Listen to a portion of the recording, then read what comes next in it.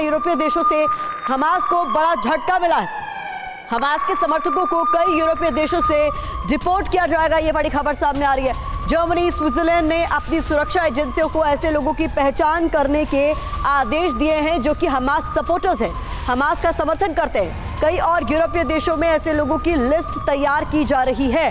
तो ये इस वक्त की बड़ी खबर है। तो जो लोग हमास का समर्थन करते हैं, उनके प्रति सॉफ्ट कॉर्नर रखते हैं, उनकी पहचान करने के आदेश यूरोप के कई देशों में दे दिए गए और ऐसे लोगों की लिस्ट बाकायदा तैयार की जा रही है।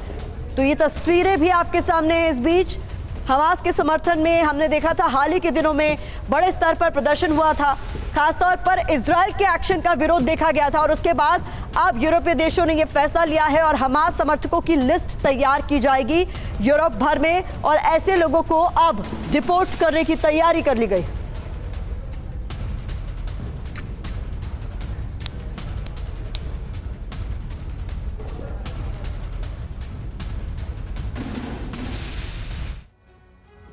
बड़ी खबर आपको यहां पर बता रहे हैं कि हमास के बंधक प्लान का भी खुलासा हुआ है। इस बीच ये एक्सक्लूसिव खबर है। हमास लड़ाकों से दस्तावेज मिले हैं। दस्तावेज में 7 अक्टूबर के हमले का पूरा प्लान साफ तौर पर देखा गया। 8 पन्नों के इस बंधक प्लान के हर पन्ने पर लिखे खौफनाक निर्देशों की जानकारी अब हम आपके सामने रख रहे हैं। पहले पन्ने की बात करें तो इस खूनी दस्तावेज का परिचय देता है।